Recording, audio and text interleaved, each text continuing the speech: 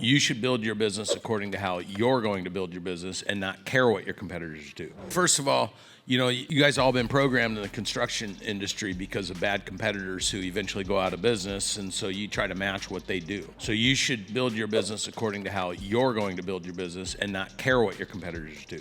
So your competitors will take small deposits up front, they'll stretch it over time, they'll end up going BK because they can't adjust for the whip. Because once you have work in progress and you bid it out and you have to deliver it at a future point in time, you're kind of stuck on that commitment, right? So you bid your projects differently. You put a floating mechanism in there where if certain things mechanically change, you can upcharge more because share the risk with the client, but then deliver early or on time for the client in a quality fashion. So that's your commitment, not price, right?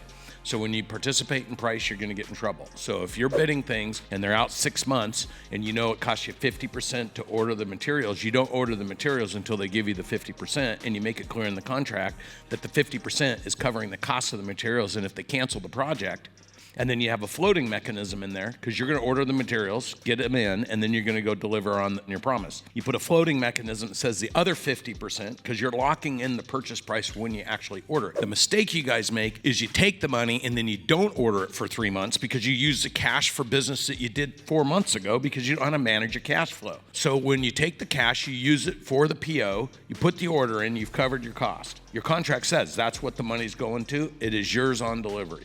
Okay.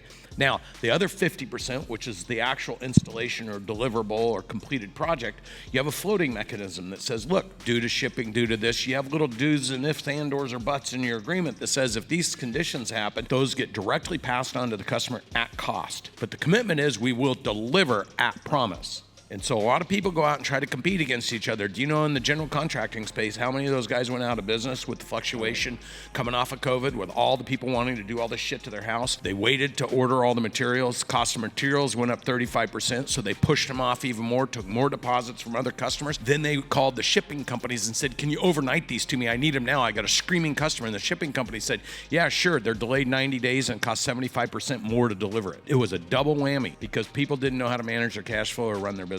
So this is why we have Finance Essentials 10X 360, so we can teach you how to manage all the aspects of your business and properly set up cash reserves to protect yourself for when you accidentally make a bad decision.